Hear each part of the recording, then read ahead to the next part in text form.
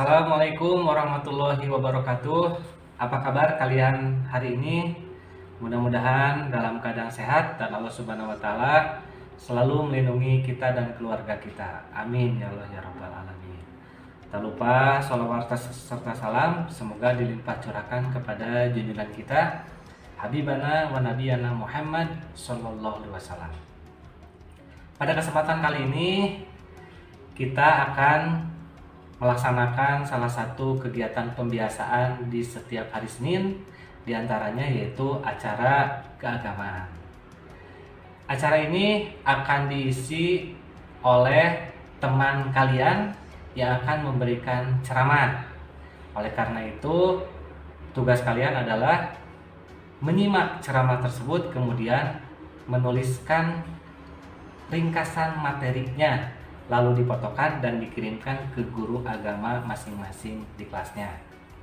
Namun, sebelum kalian melihat ceramah tersebut, Pak Dani mengingatkan, jangan lupa setiap kali kita mau belajar daring di rumah, kita berdoa kepada Allah Subhanahu wa taala terlebih dahulu.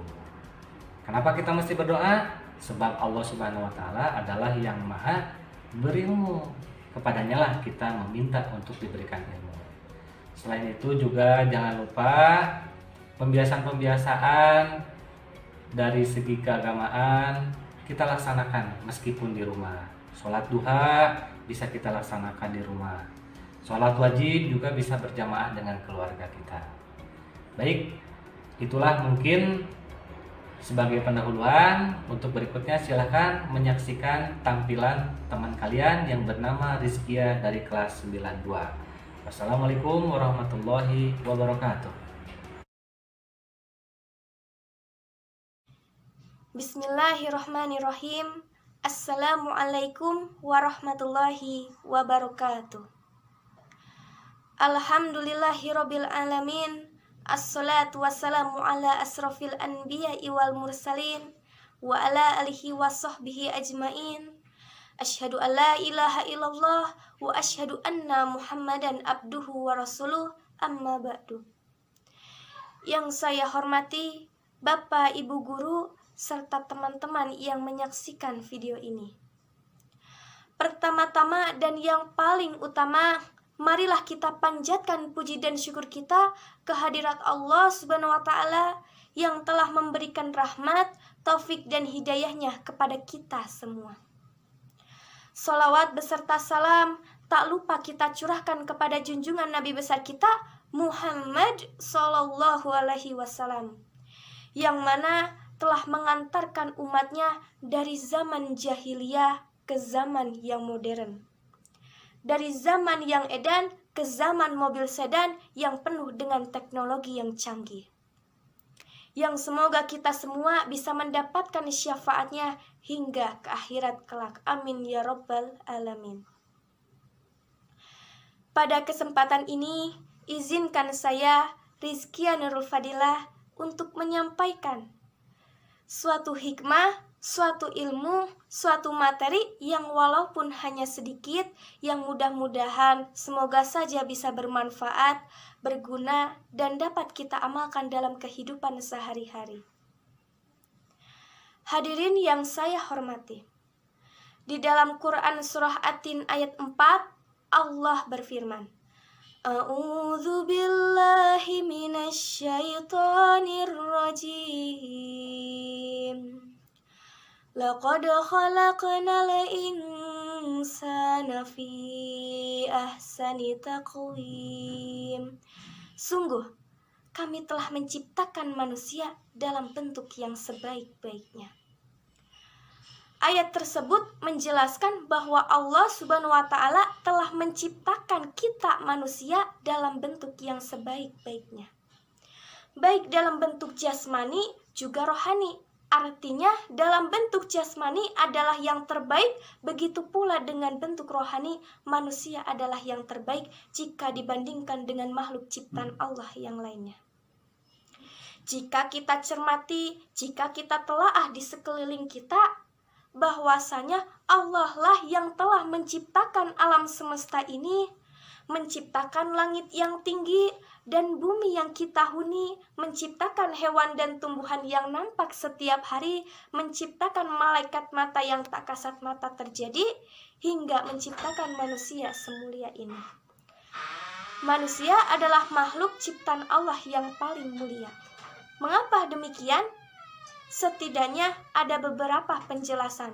Salah satunya, manusia diciptakan Allah sebagai makhluk yang paling sempurna.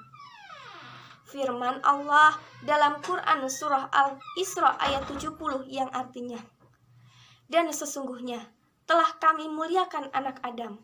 Kami angkut mereka di daratan dan di lautan. Kami beri mereka rezeki yang baik-baik dan kami lebihkan mereka dengan kelebihan yang sempurna."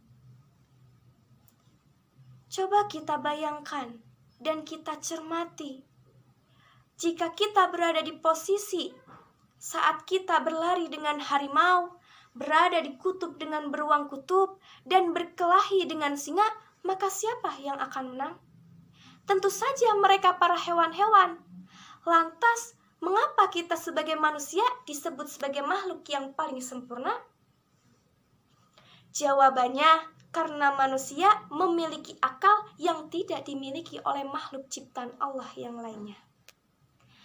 Dengan akalnya, manusia dapat membuat mobil dan menggunakannya untuk berlari dengan harimau.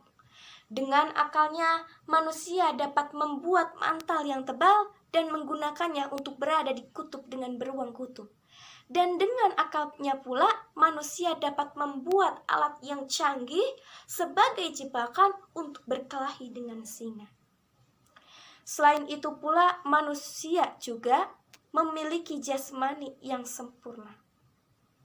Mengapa? Karena kepala manusia yang merupakan tempat letaknya akal berada di bagian paling atas, berbeda dengan hewan yang letak kepalanya sejajar dengan anggota tubuh lainnya. Selain itu, saat manusia dilahirkan ke bumi, anggota tubuh yang pertama kali keluar adalah kepala dan diakhiri dengan kaki. Ini membuktikan apa? Membuktikan bahwasanya jika kita menghadapi suatu masalah, hendaknya berpikir dahulu sebelum bertindak. Cacat fisik seseorang sejak lahir tidaklah mengubah kesempurnaan manusia. Orang-orang yang memiliki cacat fisik sejak lahir biasanya memiliki rohani yang sehat karena ikhlas menerima keadaannya. Justru sebaliknya, lebih banyak orang yang sempurna jasmaninya, lebih banyak orang yang sehat jasmaninya, tetapi menderita penyakit gila. Karena apa? Karena mereka tidak bersyukur atas nikmat yang telah diberikan Allah kepadanya. Dari Abu Hurairah radhiyallahu anhu, Rasulullah shallallahu alaihi wasallam bersabda, Allah tidak memandang kepada bentuk rupa dan harta kalian, tetapi ia memandang kepada hati dan amal kalian. Hadis riwayat Muslim. Hadirin yang dirahmati Allah, predikat mulia tidak semuanya melekat pada diri setiap manusia. Orang-orang yang memiliki predikat mulia ini harus bertakwa. Apa itu bertakwa? Yaitu menjalankan segala perintah Allah dan menjauhi segala larangannya. Manusia bahkan bisa saja terjerumus ke dalam lembah kezaliman, ke dalam lembah kegelapan, maupun ke dalam lembah kehinaan. Bagaimana cara kita mendapatkan posisi yang mulia ini? Dengan cara bertakwa. Di dalam Quran surah Al-Hujurat ayat 13 Allah berfirman, A'udzu billahi minasyaitonir rajim. Inna akramakum indallahi atqakum. Innallaha alimun khabir. Yang artinya, sesungguhnya manusia yang paling mulia di antara kamu di sisi Allah ialah orang yang paling bertakwa. Apa itu bertakwa? Bertakwa yaitu menjalankan segala perintah Allah dan menjauhi segala larangannya. Saya yakin 100% yang ada di sini pasti ingin masuk surga. Betul, betul. Kalau ingin masuk surga, jangan hanya bisa selfie sana sini, jangan hanya bisa posting-posting sana sini, jangan hanya bisa stalking-stalking Instagram, WhatsApp saja. Sampai-sampai sholat 5 waktu tidak dikerjakan, lupa beramal karena banyak waktu yang terbuang secara sia-sia. Na'udzubillahi min dzalik. Bahkan ada suatu cerita, ada anak remaja yang gayanya ambil wudhu, pakai mukena, siapin tongsis, cekrek, lalu upload ke status, bismillah, otw duha, otw tahajud. Na'udzubillahi min dzalik. Jangankan anak remaja, orang dewasa pun banyak yang lebih mengedepankan urusan dunia daripada urusan akhirat. Contohnya apa? Saat bekerja, tidak sholat subuh alasannya kesiangan, tidak sholat zuhur alasannya istirahat makan siang, tidak sholat asar alasannya pulang kerja kemacetan, tidak sholat maghrib alasannya kecapean, dan tidak sholat isya alasannya ketiduran. Jika begini terus, mau kapan kita akan mempunyai bekal ke akhirat? Maka dari itu, perbanyaklah amal kita dengan bertakwa, yaitu menjalankan perintah Allah dan menjauhi larangannya, supaya kita menjadi manusia yang paling mulia di sisi Allah dan mendapatkan surganya Allah. Amin ya Allah ya Rabbal Alamin. Burung Nuri Cendrawasih, cari hulu di Papua. Cukup sekian, terima kasih. Moga bermanfaat untuk semua. Mohon maaf apabila ada kesalahan dan kekurangan. Ambil baiknya, buang buruknya. Mari kita tutup dengan subhanaka Allahumma wa bihamdika asyhadu an la ilaha illa anta astaghfiruka wa atubu ilaik. Wabillahi taufik wal hidayah. Wassalamualaikum warahmatullahi wabarakatuh.